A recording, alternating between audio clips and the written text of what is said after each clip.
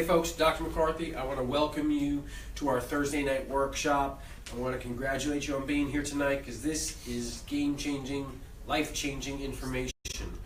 I'm going to talk to you tonight about things that you need to know to get healthy and to get off many of the drugs that you're taking because they're useless, and things that you can do to save your brain. If you're in your 30s or your 40s, and you're starting to say, man, I'm not as sharp as I was and my memory isn't as good, you need to listen to this because this is dangerous stuff. We are seeing an epidemic of early onset cognitive issues, dementia, Alzheimer's. It's an epidemic.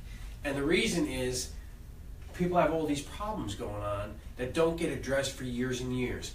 And we all just sit around as a society and we're waiting for that magic pill to come out. We're waiting for the drug companies to come up with a pill that's going to cure this and cure that. It doesn't work that way. This is what we talk about every Thursday night here. We're going to talk about it again tonight.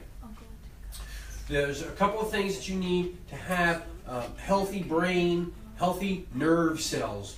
Oxygen, glucose, and activation. If you've got plenty of good oxygen and plenty of good glucose, balanced glucose, not too high, not too low, and plenty of activation, whether that activation is coming in the form of exercise or mental cognitive thought or playing an instrument or playing a sport or getting adjusted at your chiropractor's office, getting adjusted the right way at your chiropractor's office. All of these things go towards making a healthy cell. All of them produce healthy mitochondria. And I'm going to give credit where this is due. This came from a neurology seminar, but this is stuff that we talked about forever. Fuel and activation and healthy cells. But this picture right here came from Dr. Brock and Dr. Karazian, so I'll give them credit where it's due. When the mitochondria are activated properly, that's when a cell, specifically neurons in our case, is healthy. It produces ATP, energy. And when that happens, the cells can pump sodium out of the cell, everybody's happy, everybody's healthy.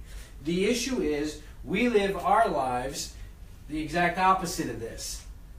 As far as oxygen is concerned, how many people have blood pressure issues? If you've got a blood pressure issue, you've got an issue getting blood where it belongs. And most folks have issues with high blood pressure, and that's bad. We know that's can predispose you to stroke and cardiovascular disease, but we've seen it a lot too, folks with low blood pressure. And low blood pressure is just as bad. It can be very, very bad.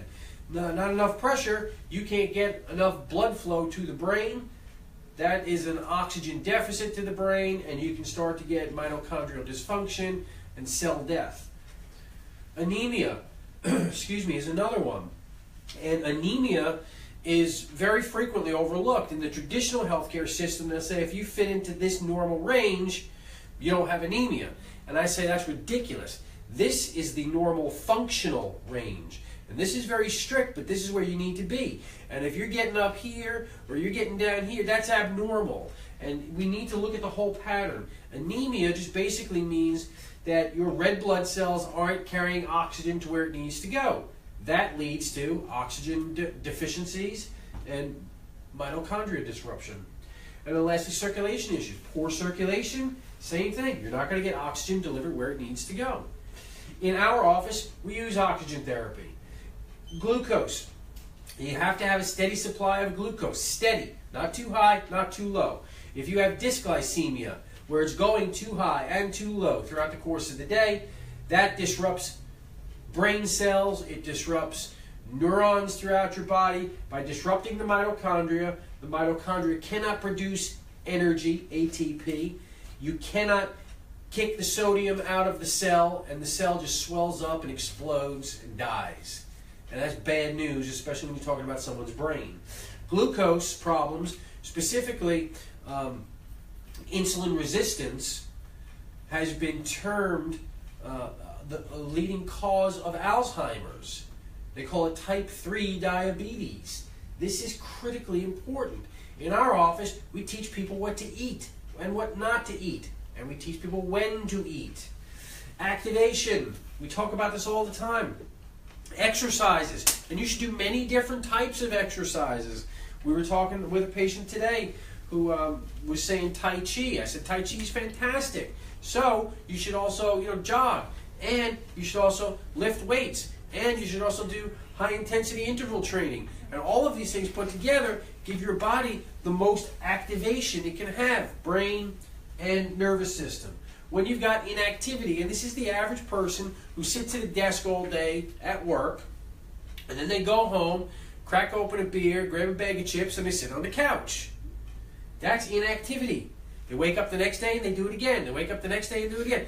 And then the weekend rolls around and they go push their lawnmower around the backyard, and their back is killing them, and they can't understand why. That's inactivity. They got poor glucose, poor oxygen, and inactivity. That's mitochondrial disruption.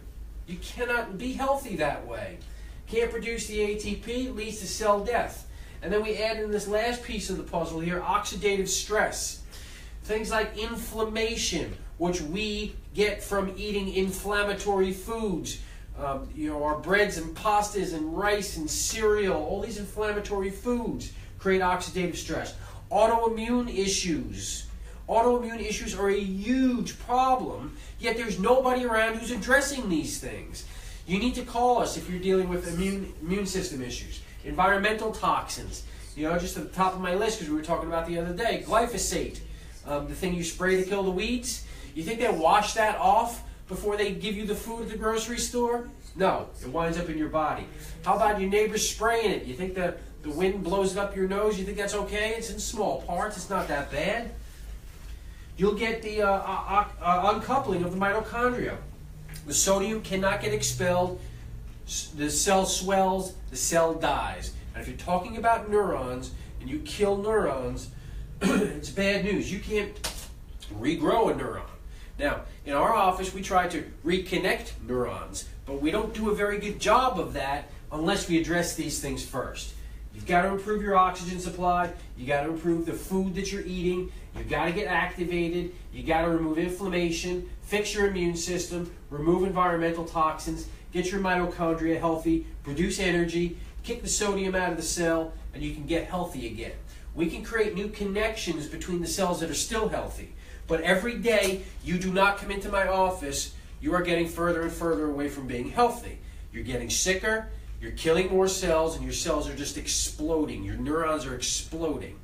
So, if you think that taking your pills, your gabapentin pills, and your pain pills, and your tummy pills, if you think that's the key to getting healthy, promise me you're not going to call my office, all right? Because it's not going to work.